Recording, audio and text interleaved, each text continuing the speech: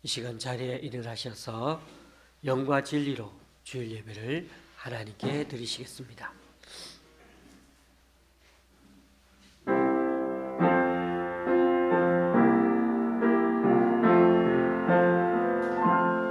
찬양하라 내 영혼아,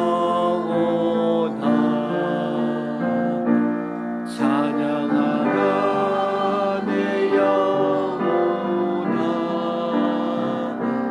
내 속에 있는 것들아 다 찬양하라. 경배하라 경배하라 내 영혼아, 경배하라 내 영혼아, 내 속에 있는 것들아 다 경배하라. 감사하라 감사하라 내 영혼아, 감사하라 내 영혼아, 내 속에 있는 것들아 다 감사하라.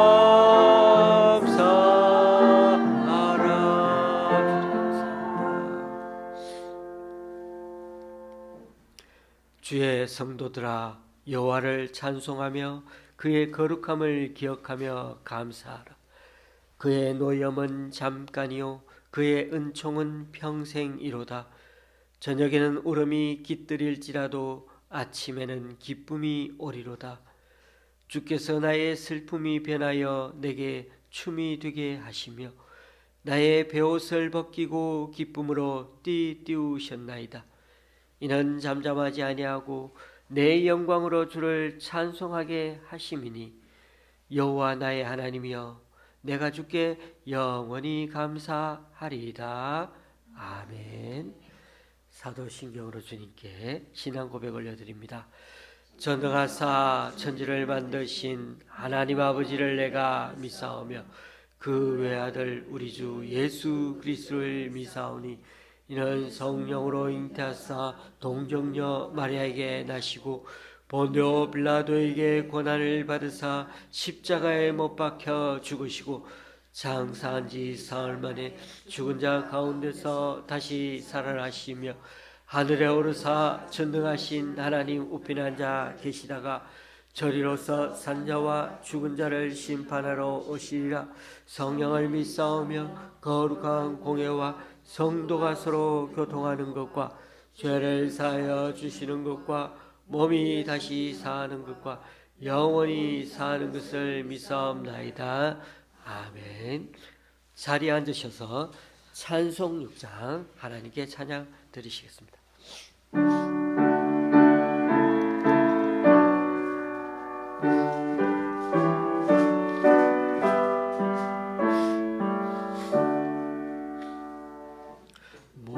목소리 높여서 주 찬양하여라.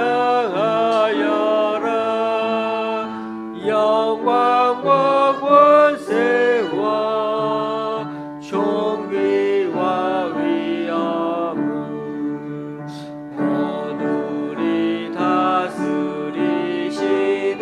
만왕의 왕께 돌려라.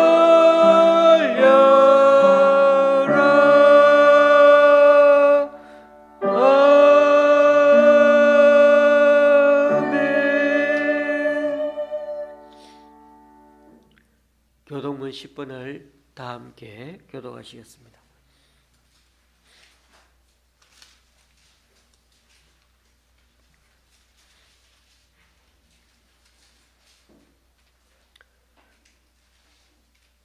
하나님이여 나를 지켜 주소서.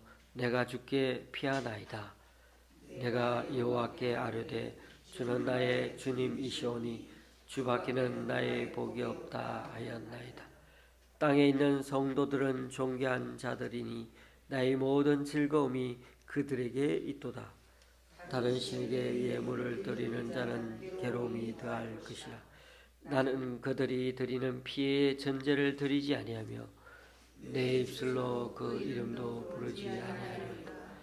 여호와는 나의 산업과 나의 잔의 소득이시니 나의 분깃을 지키시나이다. 네게 줄로 재어준 구역은 아름다운 곳에 있으며 나의 기업이 실로 아름답도다. 나를 훈계하신 여호와를 송축할지라. 밤마다 내 양심이 나를 교훈하도다. 내가 여호와를 항상 내 앞에 모시며 그가 나의 오른쪽에 계심으로 내가 흔들리지 아니하리로다. 아멘. 찬송가 304장입니다.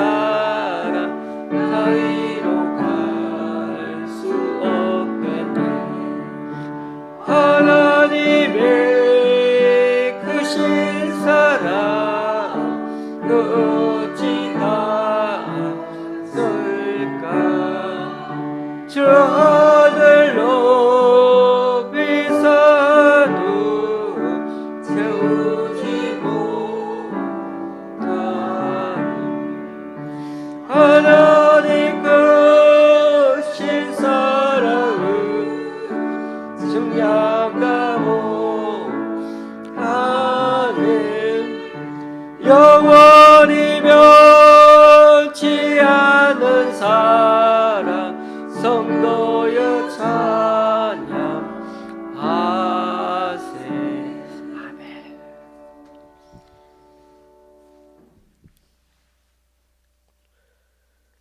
우리가 이 세상에 존재하는 이유가 되시는 하나님, 오늘도 온 우주 만물을 주님의 뜻대로 선하게 이끌어가고 계심에 찬양과 감사를 올려드립니다. 무엇보다 죽을 수밖에 없는 죄덩어리인 우리들을 품으시고는 독생자 예수 그리스도를 십자가에 내어 주시기까지 극진하게 사랑하여 주시고 지금도 오래오래 참으시기에 그 한없으신 사랑 앞에 굴복할 수밖에 없습니다. 오늘 이 시간 여느 주일처럼 주님의 존전에 나와 작은 공동체 성도들이 한 마음으로 예배하고자 합니다. 비록 다른 교회들과는 달리 찬양하는 시간도 작고 헌금하는 이들도 많지가 않지만 우리 각자가 주님을 찾고 헌신하는 그 마음은 이 시간 하나님께만 온전히 드려지게 하여 주옵소서. 선포되어지는 주님 말씀이 무엇을 의미하는지 잘 깨닫게 하여 주시고 단 몇 마디라도 우리 각자의 삶에 적용할 수 있도록 우리의 기억에 우리의 마음에 새겨지게 하여 주옵소서. 병원에 계시는 우리 강춘자 권사님 재활의 차도가 있도록 그 몸에 변화가 있게 하여 주셔서 오른팔에 강력한 에너지가 솟아나여 힘줄이 불긋불긋 살아나 펴져서 혼자의 힘으로도 물건들을 잡고 움직이고 또 주님 위에 제2의 인생을 살아나가도록 붙들어 주시옵소서. 오늘도 외로운 가운데 홀로 천정을 바라보며 누워 계실 우리 허유순 성도님 주님의 은혜로 꼭 함께 하셔서 남은 여생이 지금까지 삶의 회한과 후회로가 아니라 마지막까지 주님과의 동행이 감사가 되고 주님께 영광 돌리는 삶이 되어서 우리 두 자녀의 마음속에 아름다운 별로 남을 수 있게 하여 주시옵소서. 특히 때로 감당하기 어려운 고통과 슬픔이 한 번씩 찾아올 때마다 믿음으로 잘 이겨낼 수 있도록 성령의 위로하심으로 채워 주옵소서. 나라가 어렵습니다. 북한의 러시아 파병 문제로 군사적으로도 위협을 받고 있습니다. 우리나라 경제를 붙들어 주시고 국가 안보에 허점이 생기지 않도록 늘 깨어있는 우리 군과 정부, 정치가들이 되게 하여 주옵소서.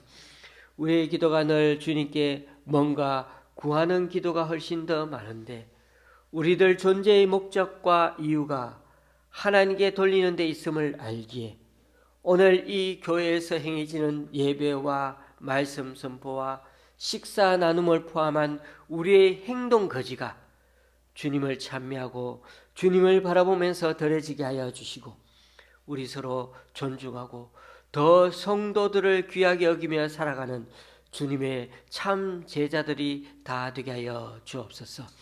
예수님의 이름으로 기도드립니다. 아멘.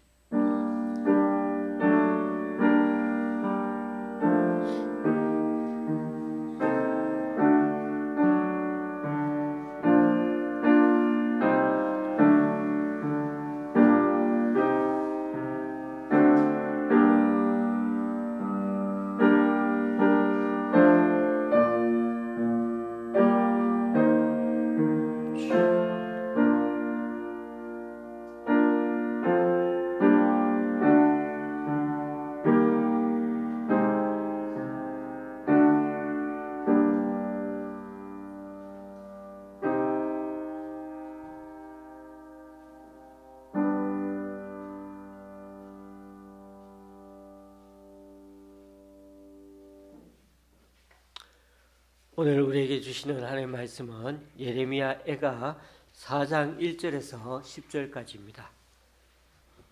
제가 가지고 있는 구약 성경은 1148쪽입니다. 예레미야 애가 4장 1절에서 10절까지입니다.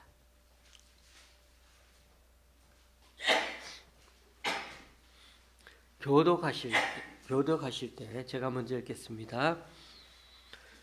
슬프다 어찌 그리 금이 빛을 잃고 순금이 변질하였으며 성소의 돌들이 거리 오기마다 쏟아졌는고 순금에 비할 만큼 보배로운 시온의 아들들이 어찌 그리 토기장이가 만든 질항아리 같이 여김이 되었는고 들깨들도 젖을 주어 그들의 새끼를 먹이나 딸 내 백성은 잔인하여 마치 광야의 타조 같도다. 젖먹이가 목말라서 혀가 입천장에 붙으며 어린아이들이 떡을 구하나 떼어줄 사람이 없도다. 맛있는 음식을 먹던 자들이 외롭게 거리에 있으며 이전에는 붉은 옷을 입고 자라난 자들이 이제는 거름더미를 안았도다. 전에 소돔이 사람의 손을 대지 아니하였는데도 순식간에 무너지더니 이제는 딸 내 백성의 죄가 소돔의 죄악보다 무겁도다. 전에는 존귀한 자들의 몸이 눈보다 깨끗하고 젖보다 희며 산호들보다 붉어 그들의 윤택함이 갈아서 빛낸 청옥 같더니 이제는 그들의 얼굴이 쑥보다 굵고 그들의 가죽이 뼈들에 붙어 막대기같이 말랐으니 어느 거리에서든지 알아볼 사람이 없도다. 칼에 죽은 자들이 줄여 죽은 자들보다 나음은 토지 소산이 끊어짐으로 그들은 찔림받은 자들처럼 점점 쇠약하여 가미로다.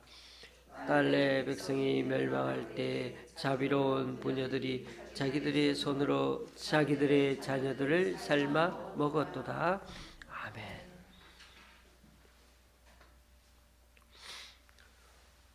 우리가 사는 세상에는 늘 희노애락이 있습니다.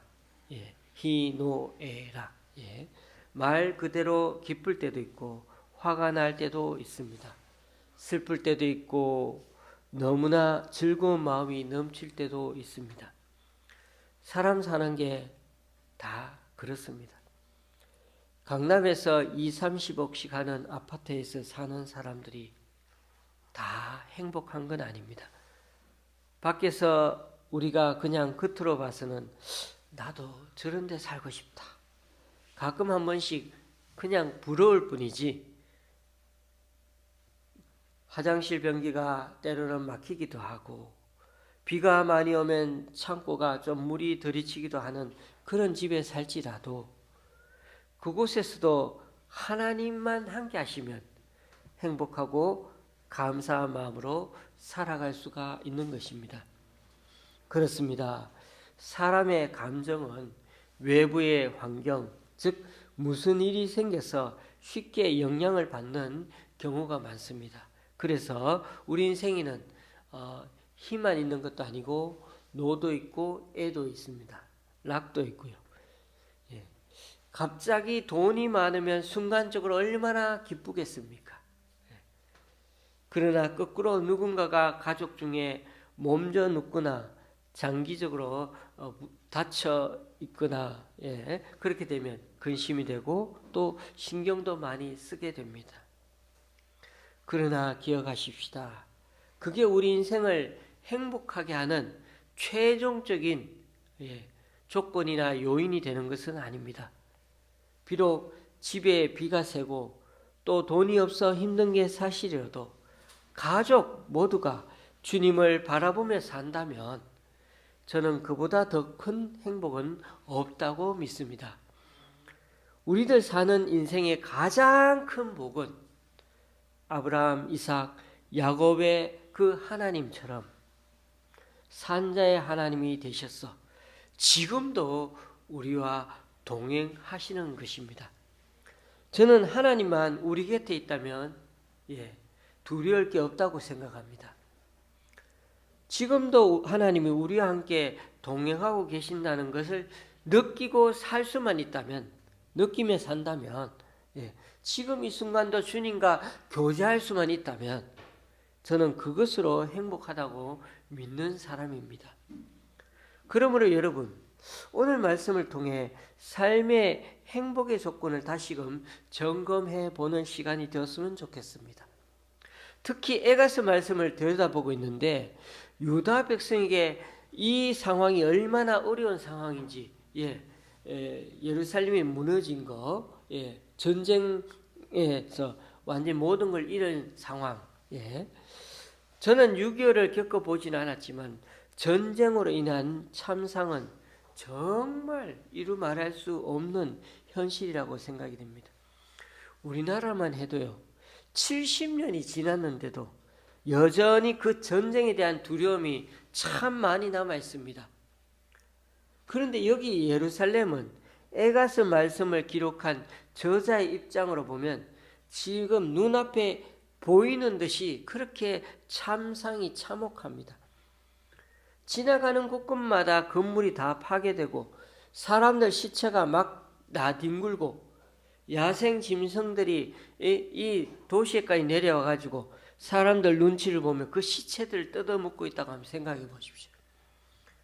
바벨론 군대가 다 철수하고 없는 지금 이 곳에서 그런데도 불구하고 만약에 1년 6개월 동안 성에 갇혀 있었던 생활을 한번 더 상상해 보십시오. 정말 극한 공포 속에서 살았던 시절이었습니다. 언제 성이 무너져서 죽을지도 모르는 그 하루하루 삶을 산다는 게, 그리고 먹을 게 하나도 없고 마실 물도 늘 모자랐을 것입니다. 그래서 우리가 열왕기 말씀에도 보았지만 먹을 게 없어서 서로 아이를 잡아먹기로 약속해 놓고는 다른 집 아이를 먼저 잡아먹었는데 이젠 우리 집 차례가 됐어요. 그런데 오리발을 딱 내미는 겁니다. 그래서 여인들이 막 왕에게 달려가가지고 이 억울한 일을 해결해 달라고 하는 장면이 열왕기 하에 나옵니다. 물론 이 장면은 엘리사 선지자 때 이야기이고 그때 쳐들어온 군대는 아람의 베나닷이긴 합니다만은 어쨌든 이 아무리 예루살렘이 지금 천의 요새일지라도 수적으로 너무 많은 군대가 쳐들어오면은 막아내는데도 한계가 있습니다. 오늘 우리가 읽었던 10절에도 삶아 먹었다고 나오지 않습니까? 자기 아들을 삶아 먹었다고. 오늘 말씀의 8절에서 10절에 있는 말씀을 사람들이 다 먹지를 못해서 얼굴이 모두 검어지고 살가죽이 다 뼈에 붙어서 막대기 같이 말라 비틀어졌다는 겁니다.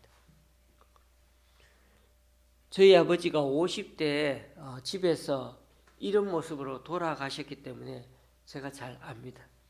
특히 위암이어서 제대로 먹지를 못하니까 나중에 물조차 제대로 못 넣은 게 얼마나 몸이 삐쩍삐쩍 마르고 피부 색깔이 자꾸 변해져 가는지 모릅니다.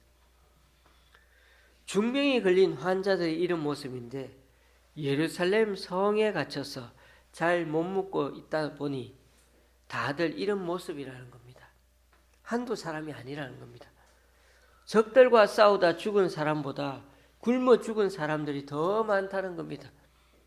그래서 결국 자기 가족의 아이를 잡아먹는 정말 있어서는 안 되는 일들이 벌어진 것입니다. 자비로운 부녀들이 그렇게 했다고 표현이 되어 있죠. 자비로운 부녀들이. 누가 봐도 아이를 너무 끔찍이 사랑하고 늘 챙겨주고 하는 그런 여성이었는데도, 엄마였는데도 죽느냐 사느냐 생존의 문제에 몰리니까 이런 인륜에 어긋나는 행동도 불사해버린다는 것입니다. 그러니까 여러분, 요즘 사람들의 반려동물이 된 개를 그죠? 잡아먹지 말라고 그렇게 법이 이제 통과되었어요. 그죠? 이제는 법을 만들어 얼마 안 있으면 시행한다고 그러지 않습니까? 글쎄요, 좀 조심스러운 말이지만 혹 우리 교회 성도님 중에 반려견을 키우는 분이 없는 걸로 알고 있습니다만은 사람이 죽고 사는 그 문제가 눈앞에 닥치면 개가 아니라, 그죠? 자기 애도 잡아먹는 게 사람이라는 겁니다. 지금 말씀드리는 것은 사람에게 닥치는 참혹함과 슬픔, 좌절감에 대해 말씀드리려는 것입니다. 오늘 말씀 1절에 보니까 슬프다라고 표현합니다. 이 슬프다라는 히브리어 단어는 동사가 아니라 감탄사입니다. 슬프다라는 표현, 그 말이 단어보다는 어찌 이런 뜻입니다. 어찌 이렇습니까? 어째서? 어떻게 이런 일이? 이런 표현들이죠. 감정적으로 감당하기 어려운 일들이 왜 내게 발생했는지 그럴 때 사용한 단어가 바로 슬프다입니다. 그러니까 슬프다라고 번역하기보다는 어떻게 해서 내게 이런 일이 닥쳤는지요, 놀라움과 탄식이 포함된 말이어서 지금 이 에가서 내용을 잘 표현해 주는 말이라고 생각됩니다.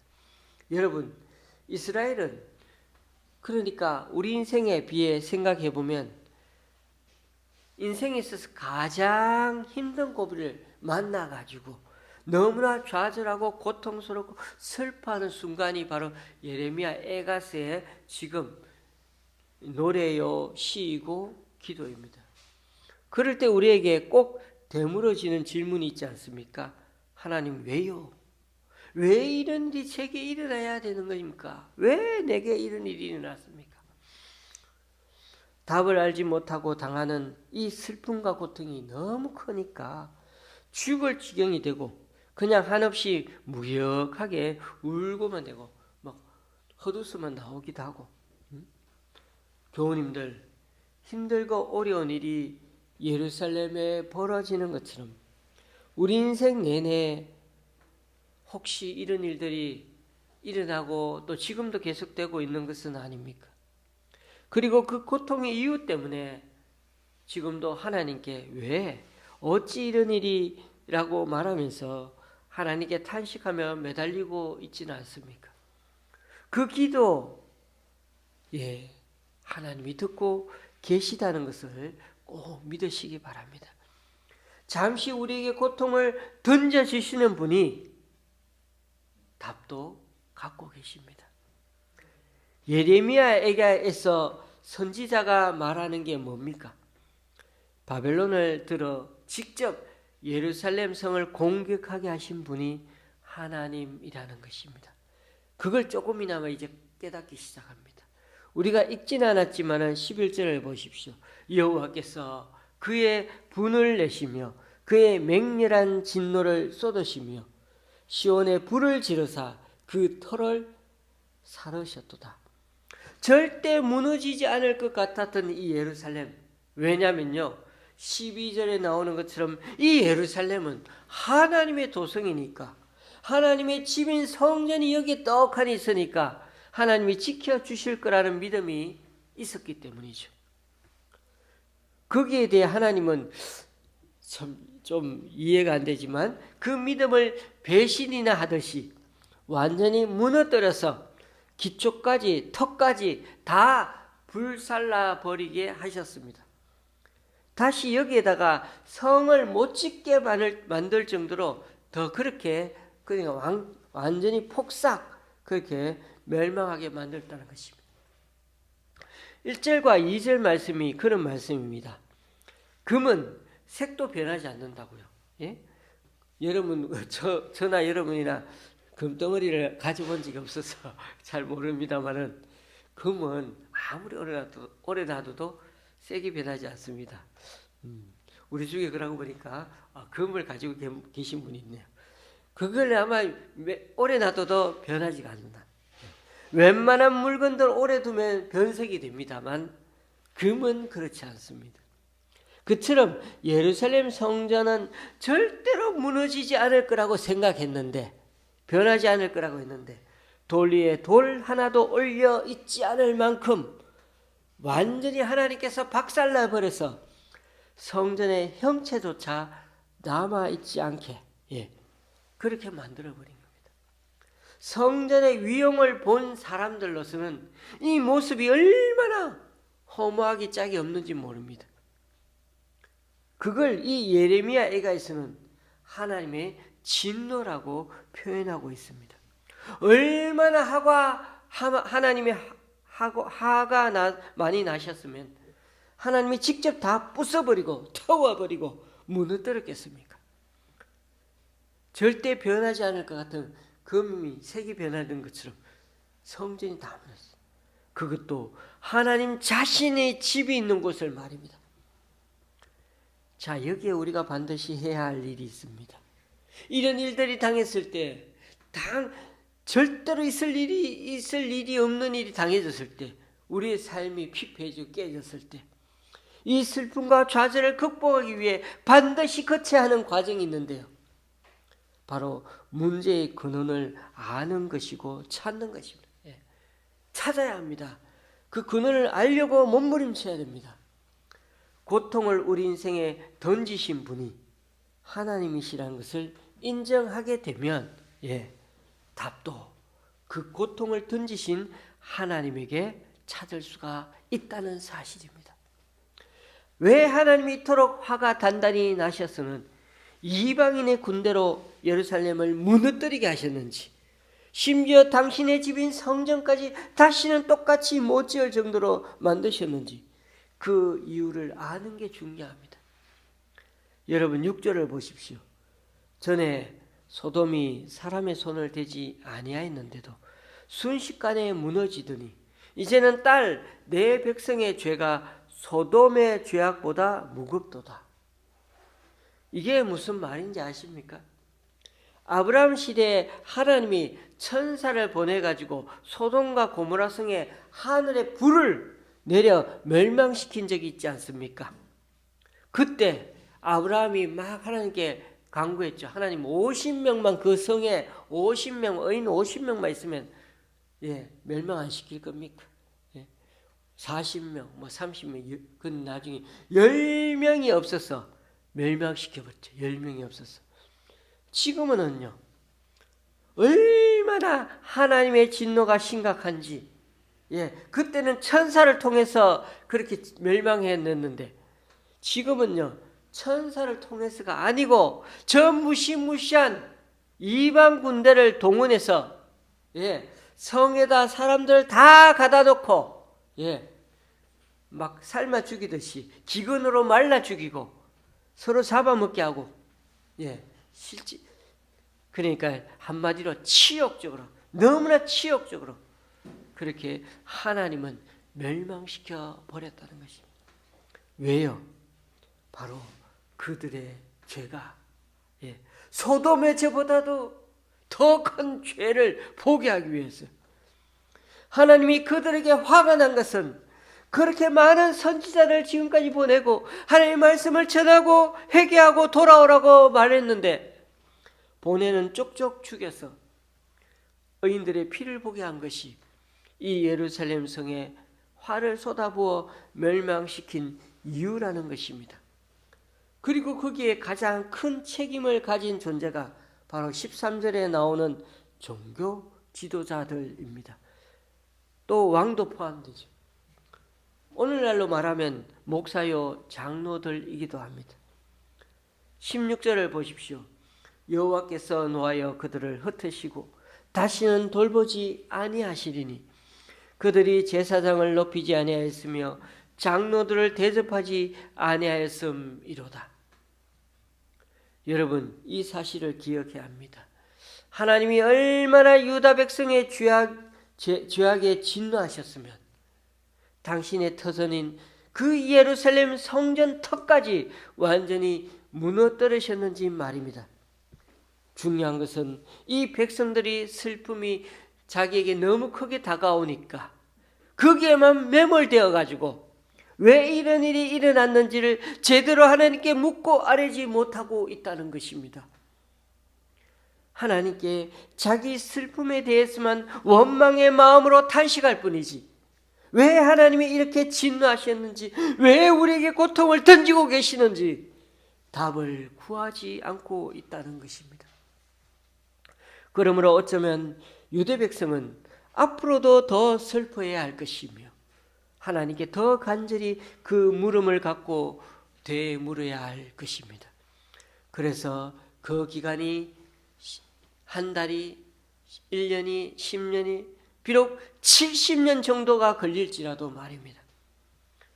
우리가 헛되이 도움을 바람으로 우리의 눈이 상하며 우리를 구원하지 못할 나라를 바라보았도다.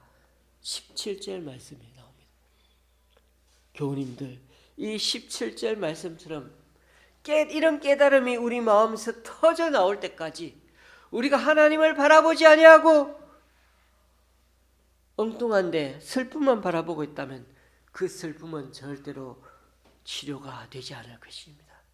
우리의 마음의 아픈 상처는 낫지 않을 것입니다. 이스라엘 백성들은 하나님을 바라보지 않고 아수르나 바벨론, 애굽을 부여잡고 의지하면서 지금까지 그렇게 살아오는 것을 멈추지 않았던 것입니다. 진정한 구원의 손길은 하나님밖에 없다는 사실을 깨달을 때까지 말입니다. 말씀을 맺습니다. 예레미야 애가 말씀을 묵상하면서 우리가 깨달아야 하는 진정한 하나님의 뜻은 죄에 대해 더 철저히 슬퍼해야 한다는 것입니다. 지금 우리 눈앞에 닥친 아픔과 슬픔에만, 그 슬픔에만 매몰되지 말고, 그것만 붙잡지 말고 하나님이 왜 우리에게 이 슬픔을 주셨는지를 한번 돌아보십시다. 하나님이 왜 우리에게 무너지는 이 현실을 주셨는지를 말입니다. 우리 입으로 직접 하나님께 물을 때만, 그때야 이 예레미야 애가의 말씀에 진정한 답을 찾게 될 것입니다. 저와 여러분의 삶에서도 고통과 슬픔은 때로 사라지지 않을 것입니다. 쉽게 사라지지 않을 것입니다. 그리고 또 때로는 한 번 지나가도 나중에 또 올지도 모릅니다. 그때마다 우리가 해야 할 가장 중요한 일은 우리 인생의 고통을 던지시는 분이 답도 갖고 계시다는 것을 알고 주님 앞에 겸허한 마음으로 엎드리고 왜요? 어떻게 해서? 라고 물어보므로 점점 하나님의 뜻을 알아가는 우리가 되어야 할 것입니다. 왜냐하면 주님은 고통도 주시지만 그 손으로 우리를 여전히 품에 안으시고 등을 두드리며 우리를 일으켜 세워 주실 것이기 때문입니다. 기도하시겠습니다. 주님, 오늘도 말씀 가운데 우리 인생을 비추어 생각하게 해주심에 참 감사드립니다. 에가서 말씀의 목적이 그저 슬퍼서 이 무너진 현실이 괴로워서 시를 짓고 노래한 것이 아니라 우리 인생의 고통과 슬픔을 주신 하나님을 향해 바라보면서 질문을 던질 때 주님께서 답을 달아주실 거라는 것을 가르쳐주기 원하심이었습니다. 우리 현실이 너무 힘들어 입천정에 혀가 붙을 정도로 목이 마를 정도로 고통스러워도 이 고통을 주신 하나님 앞에 나아가는 우리가 되게 하여 주시옵소서.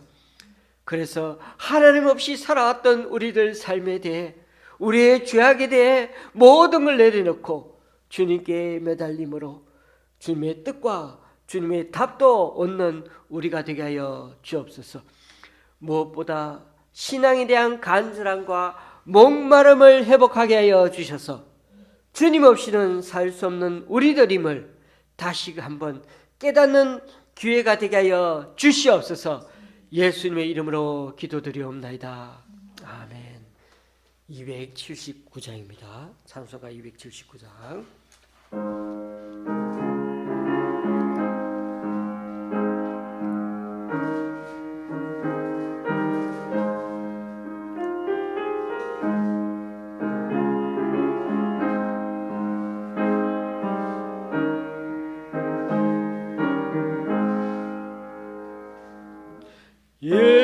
예배하신 곳에 주여 내가 배우네 제일 원하실 때에 날 부르소서 주여 주여 내가 배우네 죄 노라실 때에 날 부르소서 자비하신 보좌 앞에 꿇어 엎드려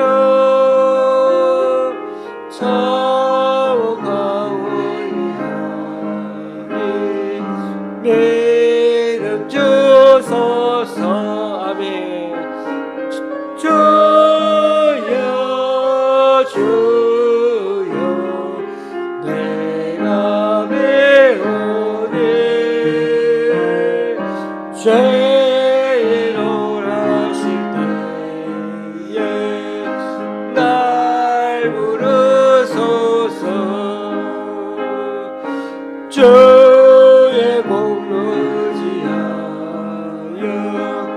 주께 가오네 상한 밤 오지시고 구원하소서 주여 주여 내가 배우니 죄인오라시에 날 부르소서 마음 먹고 우리 주여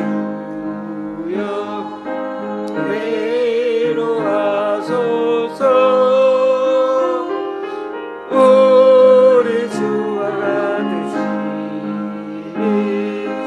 어디 있을까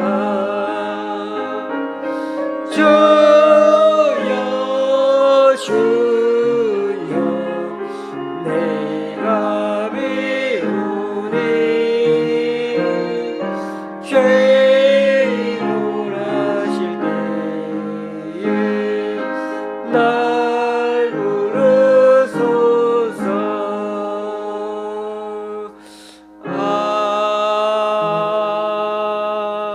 아멘. 감사합니다.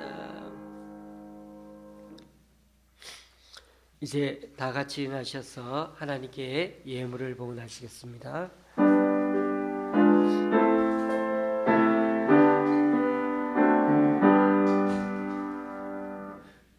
나의 모아드리니 주여 받아주셔서 하늘나라 위하여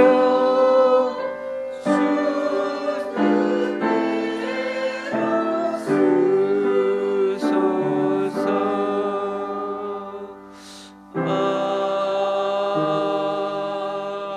아멘. 주님, 오늘 이 시간 주님 앞에 나와 각자 여러 모양으로 드린 헌금들 기뻐 받아주시고 쓰이는 곳마다 귀한 결실 맺을 수 있도록 크시는 총으로 덧입혀 주옵소서. 지난 주일에 7분의 주일 헌금을 하나님께 올려드립니다. 또한 강원도 장로님 가정에서, 강동구 교회에서, 새 교관에서, 그리고 목동의 집사님 가정에서 외부의 목사님 한 분이 귀한 예물을 하나님께 올려드립니다. 이분들 헌신과 승김 귀하게 받으셔서 이분들 통하여 하나님 나라가 더욱 확장되게 하여 주시옵소서. 오늘 주신 말씀 다시 한번 깨달아 우리가 주님 앞에 당하는 여러 가지 이유가 알 수 없는 문제와 고통과 염려, 걱정들 있다 할지라도 그 고통스러운 삶, 고통만 느끼지 아니하고 고통을 주시는 주님에게 진정으로 나아감으로 말미암아 우리의 삶의 매너리즘에 빠져 있고 우리의 모습이 늘 죄악 가운데 있는 것을 보게 하셔서 다시금 주님 앞에 새로워지는 그런 결정적인 전환점이 되도록 우리의 모습들을 새롭게 거듭나는 그런 날들이 될 수 있도록 인도하여 주시옵소서. 그래야 우리의 모습이 조금이나마 바뀌어지고 또 새로워져서 주님 앞에 드려지는 이 헌금과 또 헌신들이 온전히 더 새롭게 정성을 다하여 드려지는 이 봉헌의 시간들이 될 수 있도록 인도하여 주시옵소서. 예수님의 이름으로 기도드려옵나이다. 아멘. 앞뒤상으로 인사 나누시겠습니다.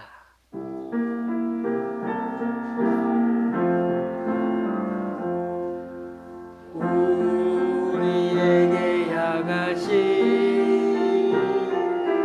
여호와의 인자하심이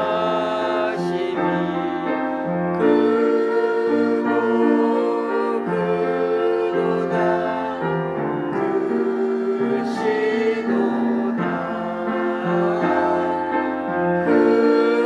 크고 크도다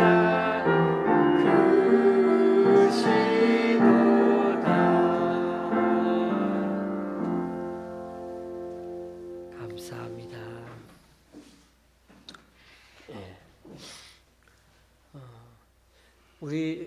저희가 예전에는 추수감사절이라고 해가지고 이렇게 어떤 한 해 농사를 짓고 할 때는 그런 단어를 많이 썼습니다만은 한 해에 어떤 열매를 맺는 것이 눈앞에 보여서 그렇게 절기를 정했습니다만은 요즘 교회들마다 감사절로 이렇게 해서 보내기도 합니다. 그래서 그것을 보통은 뭐 11월 셋째 주, 둘째 주 이렇게 정해놓기도 하고 요즘은 그래서 또 너무 날씨가 점점 추워지고 하니까 10월 중순에 또는 뭐 10월 말에 이렇게 하기도 합니다.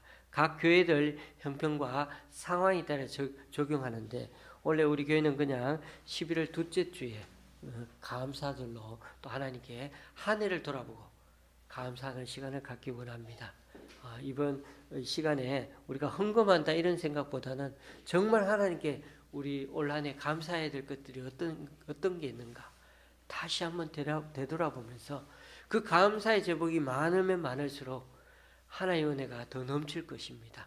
다시 한번 이 11월 둘째 주에는 우리의 마음을 다해서 하나님께 감사하는 시간이 되었으면 좋겠습니다. 11월 둘째 주를 그렇게 보내도록 하겠습니다. 특별한 광고는 없고 날씨가 점점 좀 추워지고 있습니다. 옷을 조금 더 살펴서 그렇게 입고 다니시기 바랍니다. 우리 찬송가 53장입니다. 찬송가 53장.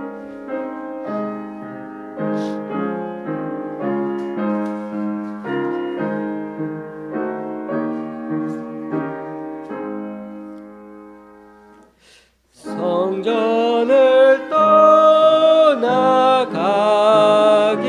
전 주님을 섬길 때 주께서 함께 계시고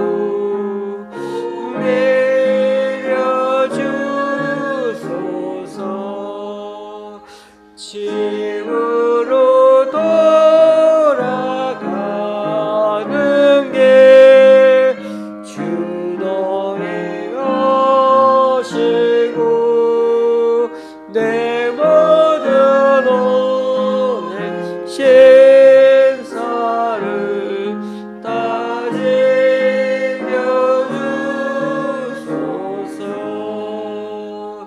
거룩한 날이 다가고 소용이 되도록 주님 안에 배대사 올 계시옵소서.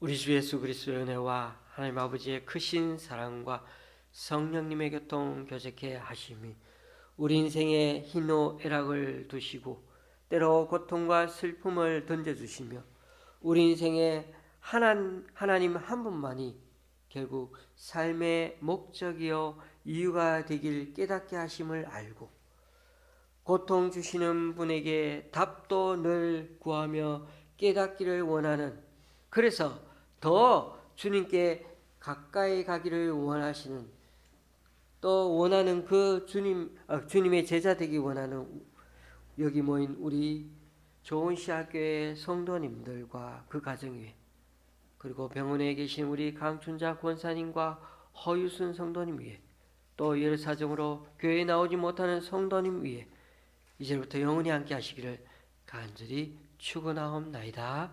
아멘.